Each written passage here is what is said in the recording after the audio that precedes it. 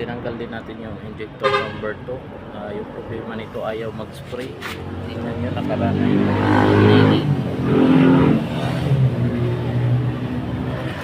Ayaw mag-spray.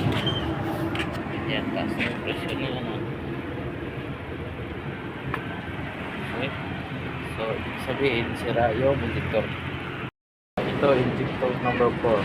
So, yung kaibahan nito sa injector number 3, ito naman, yung problema nito, yung backlight. Tignan nyo.